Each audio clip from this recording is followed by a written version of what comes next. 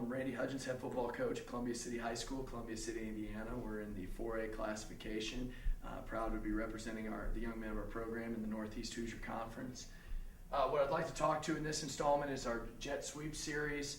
It gives us the flexibility to be able to run inside and outside, and is really, as the season went on this year, became a very productive scheme for us to run. A lot of people run the jet sweep, and a lot of people associate it with the wing tee, but as we're finding as you watch the college game and even the high school game, it's becoming a very prevalent part of the spread offense rushing attack.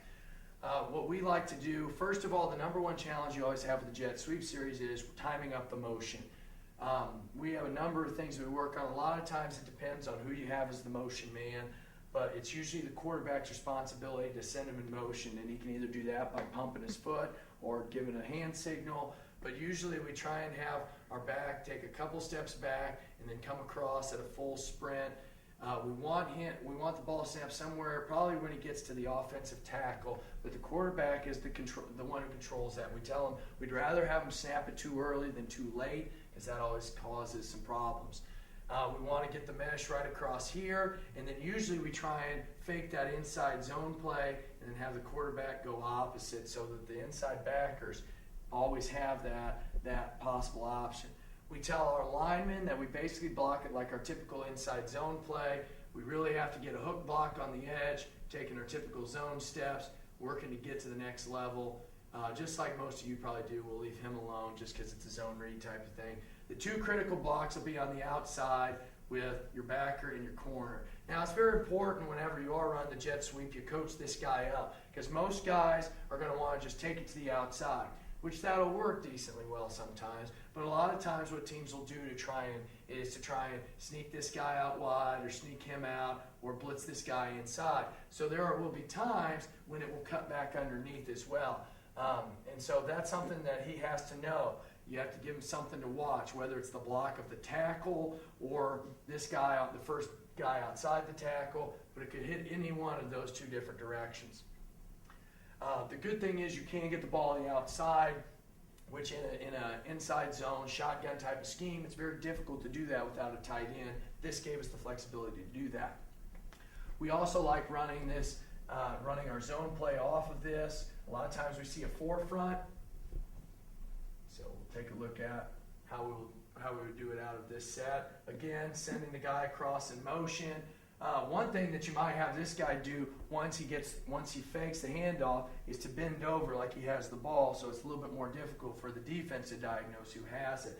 We've found that if the opponent tries to sneak this guy out, then this is a pretty good scheme for us to run to come underneath. And we just run our basic inside zone fundamentals, working to get him to the backer and working to get up to here. And we can even run our zone read off of the backside. A lot of times with our zone, and this is a whole other clinic talk unto itself, if we see that they're giving us the 3 technique away from the running back, we know that's going to cut back most of the time, because that gives us an opportunity to block him, plus usually this guy's flowing over the top. Usually this end's going to stay at home. So a lot of the time we cut it back behind there. We tell our running back he's reading the A gap and to look there pre-snap. But a lot of times that'll end up cutting back behind, and you also have the option of running that, having that quarterback keep off of it. Now, another thing that you can also do off of this, as I kind of go back through here, is we have another play we run, just a simple wedge play, and you can do this away from the motion as well. You don't necessarily have to run these off the motion, and that gives you some added flexibility. You just have to be able to call it in your play calling scheme in a way that is very easy for the players to understand.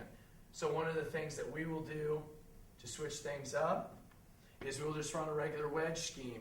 And you can do this very simply running the other direction. Because what some people do, they back that end out, and now you have a little bit softer area in which to attack. Our wedge scheme, basically, we just go inside, and we get up to the linebackers. Quarterback will hand it here, and he's coming right downhill and go in one of 2 directions. We also have found that this is much easier of a quarterback read. If that end already crashes down, now we have the quarterback going straight up and a block right there. very simply, and it might be this guy's moving out as well. So we also can use a wedge scheme off of this. If you have a team you're playing that has faster defensive ends, this can be a little bit more of an issue. You might move the quarterback up, but we've gotten a lot of mileage out of this. It seems like it wouldn't work, but in many cases it does, especially with ends that will widen out or the ends that will go straight upfield. Now, one of the things that you really want to watch if you're going to be doing this is, what is the free safety going to do? He's the X factor. He's the guy that you usually can't account for in blocking scheme.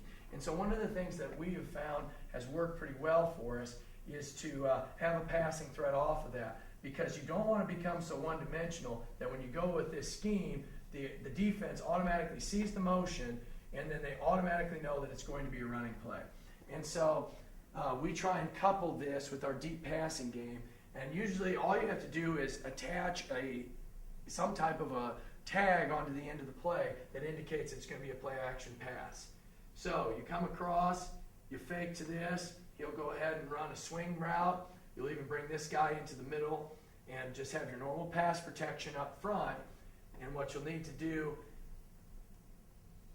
let's say this guy's coming down real hard on this, is just have this guy take about 3 steps upfield and then find his way to the middle of the field. It might be getting right through there. It might be going straight up the seam.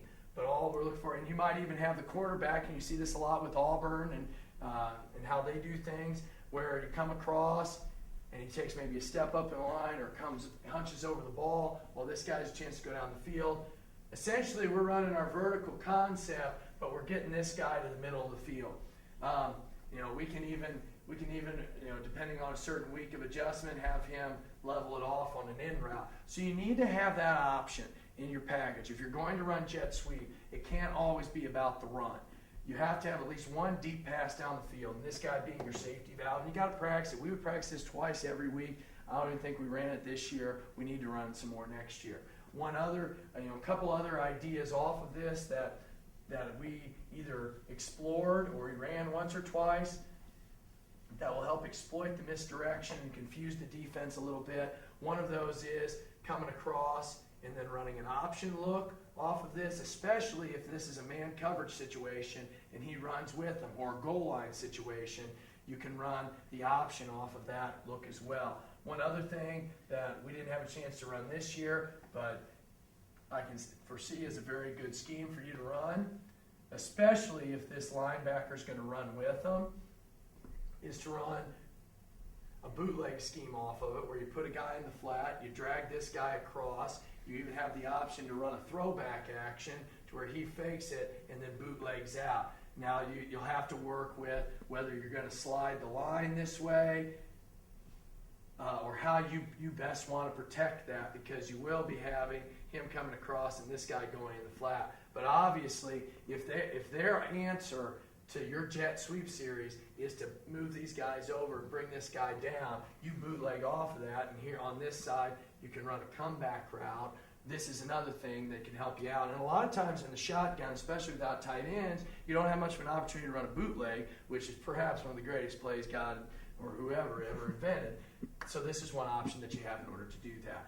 That's just a small flavoring of our jet series and how we do this. Another thing you can do is have a reverse off of this, which we practice that as well. That's another way to counter them overcompensating to this side, bring a reverse back. You can run it inside the 10-yard line. You can run it on a 1st and 10 right after a big play, or a 2nd and long after you've gotten stuck. So all of these things are different ways that you can add a dimension to your offense, spread offense, especially if you're in a situation where you have to run the ball, it's a rainy night, but it gives you an extra option and an extra thing for defensive coordinators to have to compensate for.